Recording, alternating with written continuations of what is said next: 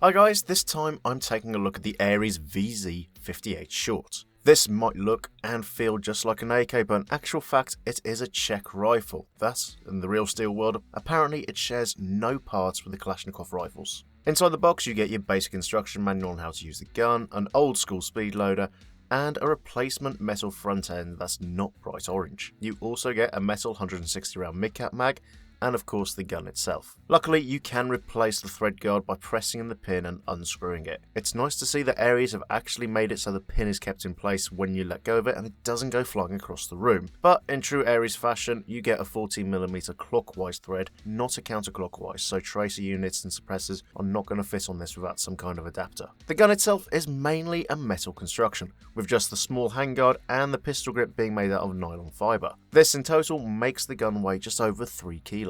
At the back you've got a metal folding stock. Now this doesn't have much movement when it's out, and it does also lock into place when you want it compact. You also get 2 sling mounts on the gun, one at the base of the stock and another at the end by the outer barrel. You can fit 1-point or 2-point slings onto this without any problems. Now on the right side of the body is the fire selector. This is where I find it a bit strange, as for a right-handed player this is going to get in the way. Getting to those controls and actually manipulating them during a game is going to be really hard. The only good side to this I can see is you can feel when that thing is unsafe, it's going to dig into your hand. Other than that, you've got your single and your full auto as usual, and your safe is actually in the middle. Next, the mag release is found on the left hand side. Now this is nice and easy for any right-handed player to use. You can get your thumb in there, click it out. The problem is, if you're a left-handed player, the trigger guard actually bulges out on the right side, and that's going to block your hand actually getting into the release button properly. Now, the mag that comes with the gun is a metal mid-cap like I said before, and while this thing looks like an AK mag, if you compare them, you can actually see that the feed holes don't line up. The clip on the back of the AK mag is completely different, meaning that these are actually proprietary mags for the gun. Along the top, you don't have a rail system, but you do get a set of basic iron sights, and these can be fully adjusted.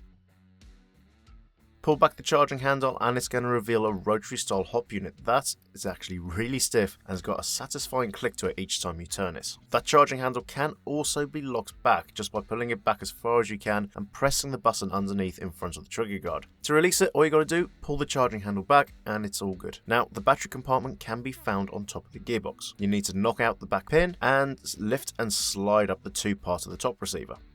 Now, you do get a version 3 gearbox with the Ares EFCS system allowing you to use 11.1 lipos. But you're going to struggle. In fact, it took me ages to actually manage to fit a thin 7.4 lipo in this thing, and only just. But once your battery is installed on top of the gearbox, the problem is you can't actually pull it back to adjust your hop unit. But once I had got the battery in, I realised the trigger response on this is actually really nice. It's really fine. On single shot, there is no problems there at all. And this is running on a 7.4 lipo as well. Imagine what it could do on 11.1. For the Chrono, I'm using 0.2 gram BBs.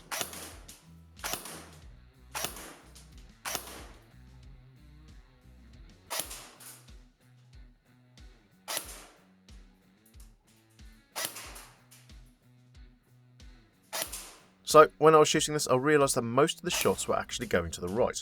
After a quick look, I realised the iron sights weren't lined up properly.